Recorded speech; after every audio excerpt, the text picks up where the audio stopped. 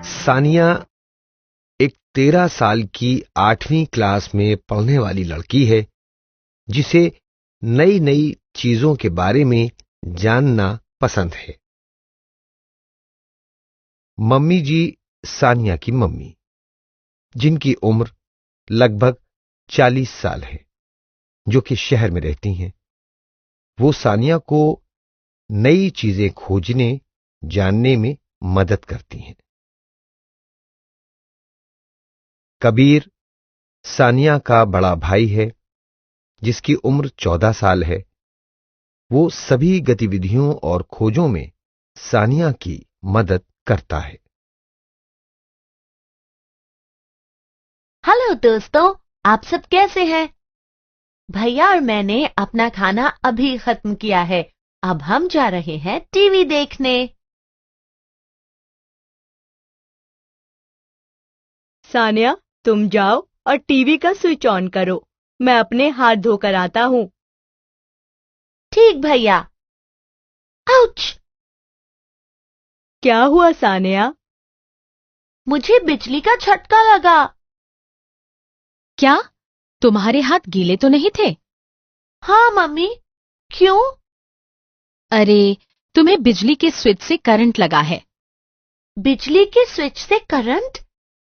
क्या ये स्विच विद्युत रोधी नहीं होते? हाँ है, लेकिन कई बार ऐसा भी होता है कि हमारे हाथ गीले होते हैं और गीले होने की वजह से हमारा शरीर विद्युत के संचालक के रूप में काम कर सकता है, जैसा अभी हुआ। तुम्हारे हाथ गीले थे, इसी वजह से विद्युत के झटके लगे। हमें सावधानी बरतनी चाहिए। हमारा शरीर विद्युत का संचालन कर सकता है, पर कैसे? विद्युत धारा तांबा और एल्युमिनियम जैसी धातुओं से प्रवाहित होती है। सिर्फ धातुएं ही नहीं सानिया, कुछ तरल पदार्थ भी विद्युत का संचालन कर सकते हैं और पानी उनमें से एक है। तुम्हारे हाथों पर जो पानी की बूंदें थीं, उसने टीवी के स्विच से विद्युत का संचालन किया और तुम्हारे शरीर में करंट पारित किया, जिससे तुम्हें झटका महसूस हुआ। ओह, मैं ऐसा कभी सोच भी नहीं सकती थी। दोस्तों, क्या आप जानते हो कि द्रव्य भी विद्युत संचालन कर सकते हैं? क्या आप 5 ऐसी चीजों की सूची बना सकते हो जो कि अच्छे विद्युत संचालक हों? भैया, मैं सोच रही हूँ, जैसा कि मम्मी ने कहा कि कुछ तरल पदार्थ विद्युत धारा का संचालन करते हैं, क्या हम जान सकते हैं कि कौन सा द्रव्य विद्युत का संचालन करता है और कौन सा नहीं? ओह हाँ, हम जरूर करेंगे। चलो एक गतिविधि करते हैं। वाह, मेरा पसंदीदा काम। दोस्तों, क्या आप इसमें शामिल होना चाहते हैं? आप इस गतिविधि को घर पर भी कर सकते हैं। दोस्तों, इस गतिविधि के लिए आपको निम्न चीजों की जरूरत होगी। एक बीकर या कांच का गिलास, बिजली के तार 3 टुकड़ों में, एक डबल ए आकार सेल, संपरीक्षित यानी विद्युत परीक्षक, निम्न द्रव्य, पानी, नींबू का रस, सिरका, आसुत जल, साबुन का घोल, शहद। भैया, मैंने यहाँ सारे सामान इकट्ठा कर लिए हैं।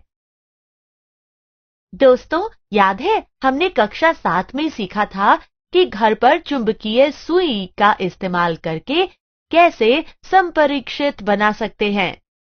अगर घर पर आपके पास संपरीक्षित नहीं है, तो आप चुंबकीय सुई से उसे बना सकते हैं। माचिस की खाली डिब्बियों से ट्रे निकालिए और उसके अंदर चुंबकीय सुई रखिए।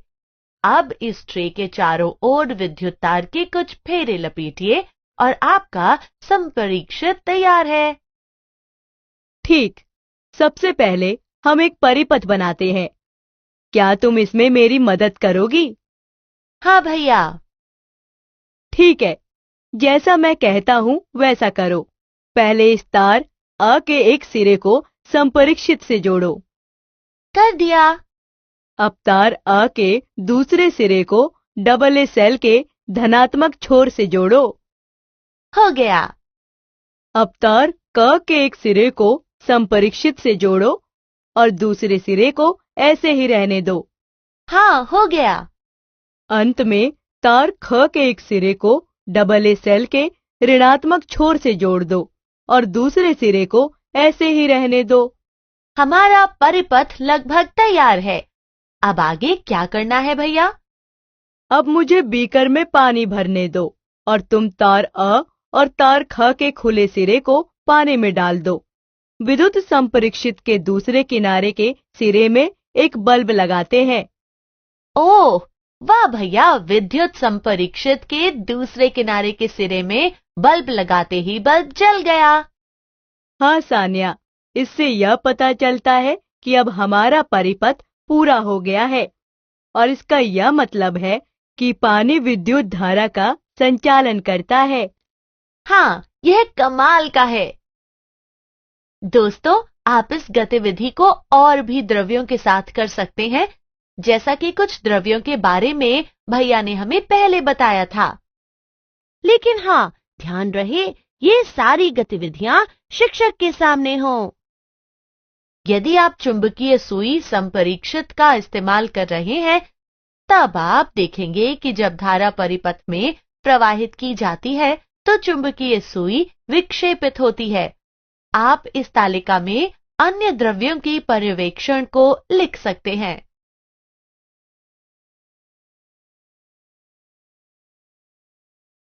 भैया, अभी तक मुझे दो बातें तो समझ आ गई हैं।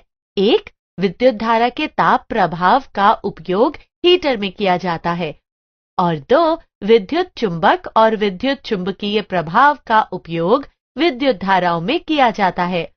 लेकिन क्या विद्युत धाराओं के कोई अन्य प्रभाव हैं जो देखे जाते हैं? हाँ सानिया, कभी कभी विद्युत धारा के माध्यम पर भी प्रभाव पड़ता है, जिससे रासायनिक परिवर्तन होता है। रासायनिक परिवर्तन कैसे? चलो मैं करके दिखाता हूँ। क्या तुम कुछ सामान इकट्ठा करने में मेरी मदद कर सकती हो? हाँ, जरूर भैया। आलू, बिजली के तार 3 टुकड़ों में, डबल ए सेल और विद्युत संपरीक्षित जो हमने अपनी पिछली गतिविधि में इस्तेमाल किया था। सब कुछ यहाँ पर है भैया। अच्छा, अब सबसे पहले पिछली गतिविधि जैसा ही परिपथ बनाना है। तार को बैटरी और संपरीक्षित से जोड़ दो। जोड़ दिया। तार के 2 खाली छोर आलू में एक दूसरे से 1 इंच दूरी पर डालें। हाँ, दोबारा से संपरीक्षित का बल्ब जल गया।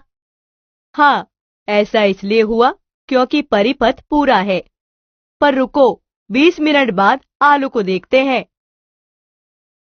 20 मिनट बाद। देखो भैया, एक तार के पास नीला हरा सा धब्बा बन गया है। हाँ, आलू पर ऐसा धब्बा विद्युत धारा के रासायनिक प्रभाव के कारण पड़ा है। ओह अच्छा, यह मजेदार है। हाँ, उससे भी ज्यादा मजेदार बात यह है कि विद्युत धारा का इस्तेमाल विद्युत लेपन में होता है। विद्युत लेपन, यह क्या है? क्यों ना तुम इस पर खोज करो। अच्छा दोस्तों, क्या आप मेरी मदद करोगे? आप अपनी किताब में यह जानकारी पा सकते हैं। जब आप जानकारी पा लें तो अपने घर पर विद्युत लेपन की हुई 10 चीजों की एक तालिका बनाइए। आज हमने सीखा, कुछ तरल पदार्थ भी विद्युत धारा का संचालन करते हैं। विद्युत धारा में ताप और चुंबकीय प्रभाव होते हैं। विद्युत धारा के रासायनिक प्रभाव का उपयोग विद्युत लेपन में किया जाता है।